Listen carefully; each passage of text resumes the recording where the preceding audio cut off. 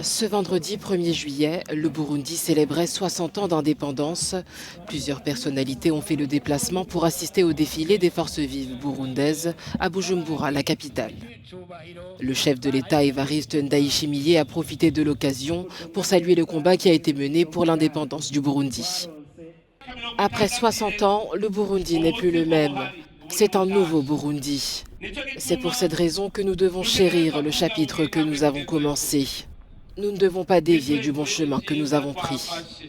Dans son discours au stade Intwari, le président burundais a accusé la Belgique, ancienne puissance coloniale, d'être responsable des divisions ethniques à l'origine de nombreuses guerres dans ce pays, classé le plus pauvre du monde selon la Banque mondiale. Cette colonisation nous a divisés et cela a eu beaucoup de conséquences. Les Burundais se sont entretués. Les autorités ne comprenaient pas qui était le peuple burundais et organisaient elles-mêmes les meurtres. Évariste Ndayishimiye a également mis en garde les personnes qui propagent l'instabilité en Afrique en condamnant les pays occidentaux qui les hébergent. Les gens qui dérangent nos pays ne devraient pas être accueillis dans ces pays occidentaux. Tant que ces gens auront des pays dans lesquels ils pourront s'installer et vivre en paix, ils continueront à perturber les pays africains.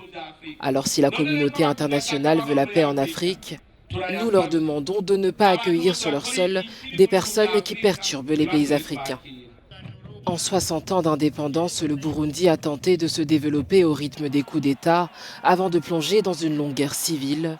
Le bilan économique reste mitigé et le PIB par habitant est très faible.